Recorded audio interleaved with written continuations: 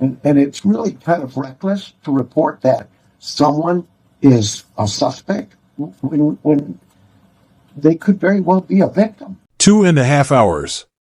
To the untrained eye, 2.5 hours inside a suburban residence by a team of specialized forensic investigators looks like the beginning of the end.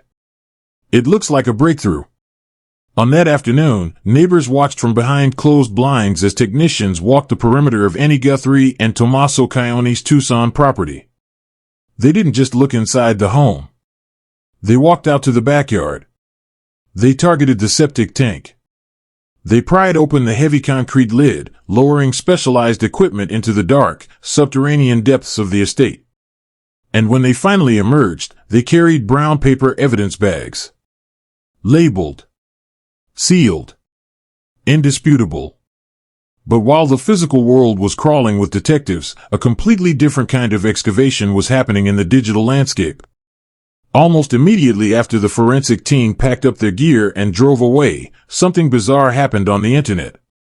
Nancy Guthrie's public Facebook profile, a digital scrapbook filled with years of memories, family vacations, and intimate photographs of her husband, Tommaso Caioni, began to vanish. Frame by frame. Photo by photo.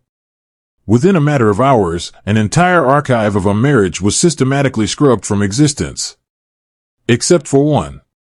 A single, solitary image of Tommaso was left standing alone on a blank digital wall.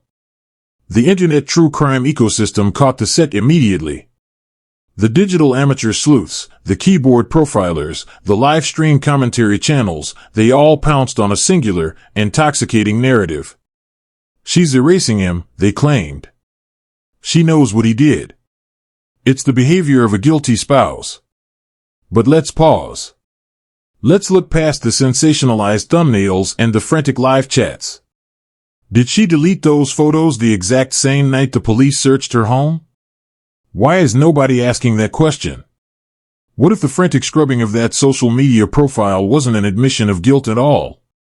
What if it was something entirely different, a calculated, defensive maneuver by a family realizing that the internet was weaponizing their private life against them? Today, we go beyond the headlines to dissect how an ordinary family found themselves trapped between a horrifying real-world crime and a digital lynch mob. This is the anatomy of an internet witch hunt. To understand the sheer velocity with which this case mutated, we must return to the genesis of the tragedy. To January 31st, 2026. It was a completely ordinary Saturday evening. 84-year-old Nancy Guthrie enjoyed a quiet dinner with her daughter, Nancy Guthrie, and her son-in-law, Tommaso Caioni, at their residence in Tucson. By all accounts, the evening was pleasant, warm, and entirely routine. Following dinner, Tommaso acted as the dutiful son-in-law, driving Nancy back to her home, ensuring she got inside safely, and returning to his wife. It was the last time anyone in the family would see Nancy Guthrie under normal circumstances. In the early morning hours of February 1st, 2026, the quiet property in Pima County became a violent crime scene. Nancy Guthrie vanished into the desert night. When authorities arrived at her residence later that day, the indicators were immediate and chilling. This was no case of an elderly woman wandering off into the arid landscape. There were unmistakable signs of forced entry. A window shattered. A door breached. Inside, forensic technicians discovered blood, traces of a violent struggle that had taken place in the dark. And then came the most haunting piece of evidence, footage captured by a neighbor's doorbell camera. A grainy, low-light video showing a masked, unidentifiable figure moving through the shadows near Nancy's home during the precise window of her disappearance. In any standard jurisdiction, a case of this nature, a brutal home invasion and abduction of an elderly citizen, would dominate local news. But this was not a standard case. Nancy Guthrie was not just a beloved local grandmother in Tucson. She was the mother of Savannah Guthrie, the immensely prominent, longtime co-host of NBC's Today Show. Instantly, the gravity of the situation shifted. The celebrity factor acted as a massive, high-powered amplifier. Within hours of the initial 911 call, the story didn't just lead the local evening news in Arizona, it topped national broadcasts from New York to Los Angeles. The immense media engine of NBC and its competitors deployed investigative journalists, satellite trucks, and legal correspondents directly to Pima County. But this hyperfocus created an immediate, dangerous byproduct. The massive, blinding glare of the national media spotlight forced two intensely private, ordinary individuals, Nancy Guthrie and Tommaso Cioni, into the public eye completely against their will. They were grieving, terrified for their mother's life, and suddenly thrust onto a global stage. And as millions of eyes turned toward Tucson, the internet did what it always does when starved for immediate answers. It began to harvest the private social media profiles of the victims, looking for a villain. Enter the modern true crime online community. An ecosystem that is largely untrained, highly reactive, and psychologically primed to look for patterns in random, meaningless noise. To these digital detectives, there is no such thing as a coincidence. There is no such thing as mundane reality. Everything is a clue, everything is a confirmation of a conspiracy. Within 48 hours of Nancy's abduction, internet sleuths had completely mapped out Annie and Tommaso's digital footprint. They found hiking photos. They found pictures of weekend trips to the mountains, of birthday parties, of backyard barbecues. In a sane world, these were documents of a normal, healthy, suburban marriage. But in the distorted lens of the online true crime forums, these pictures were treated as a criminal dossier. A photo of Tommaso standing near a rocky ridge was analyzed for Duper's delight. A caption written by Annie 3 years prior was picked apart for hidden, subconscious resentment. They were hunting for a monster, and they were determined to mold Tommaso into the shape of one. The spark met the powder keg on February 3, 2026. Ashley Banfield, a veteran journalist hosting the Drop Dead Serious podcast, dropped a bombshell that sent shockwaves through the true crime community. Citing what she described as a vetted, high-level law enforcement source deep within the investigation, Banfield publicly broadcasted a definitive claim. Tommaso Cioni had been officially named by authorities as the prime suspect in the disappearance of his mother-in-law. The impact was instantaneous and devastating. The internet didn't just run with the report, it exploded. The word suspect carried the weight of absolute truth when uttered by a mainstream media figure. But who actually was Tommaso Cioni? He wasn't a criminal mastermind. He wasn't a shadowy figure with a record. He was a dedicated high school biology teacher, a man who spent his days explaining cellular structures to teenagers. In his spare time, he was a musician, the bass player for a local, small-time Tucson band called Early Black. He was an ordinary man who, from the very first hour of this nightmare, had cooperated completely and unconditionally with the Pima County Sheriff's Department. Yet, overnight, his life was comprehensively dismantled. He could no longer step foot in his school without whispers following him down the hallways. His band's social media pages were flooded with death threats and vitriol. Gigs were canceled. Venues pulled out. The brand of prime suspect had been branded onto his skin by a podcast report, entirely bypassing the due process of the law. He was being socially executed for a crime he had nothing to do with, all while his mother-in-law remained missing in the desert. But the true crime internet had severely underestimated the institutional fury of actual law enforcement.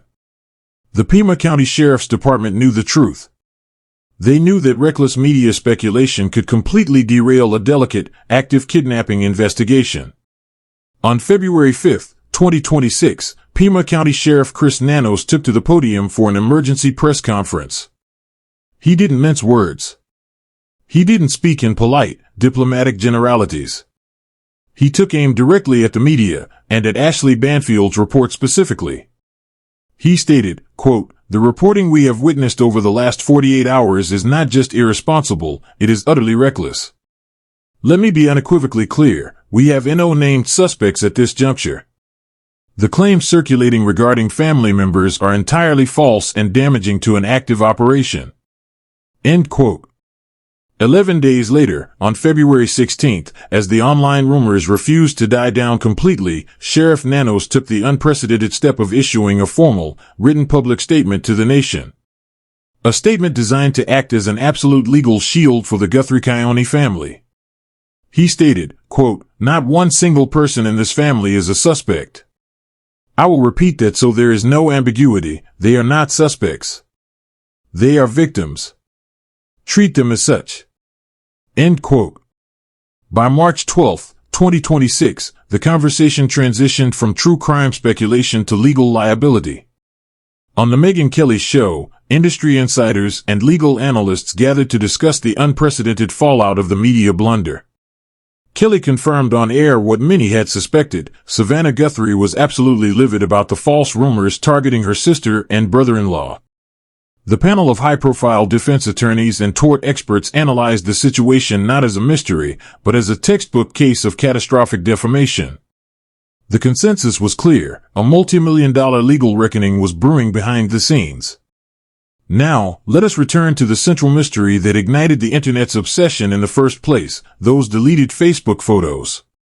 Let's look at them not with the frantic hunger of a true crime sleuth, but with the cold, calculating logic of behavioral science and legal strategy. When you actually examine the images that were removed, they weren't hidden treasures. They weren't secretive. They were incredibly mundane, ordinary hiking pictures taken in the vast state parks surrounding Tucson. There was nothing incriminating in the background. No hidden clues. No buried secrets. So why did Annie Guthrie systematically delete almost all of them, yet choose to leave exactly one photo of Tommaso active on her profile? Think about the psychology of an internet mob. If a target deletes their entire social media account, it's viewed as a total blackout, an admission of panic.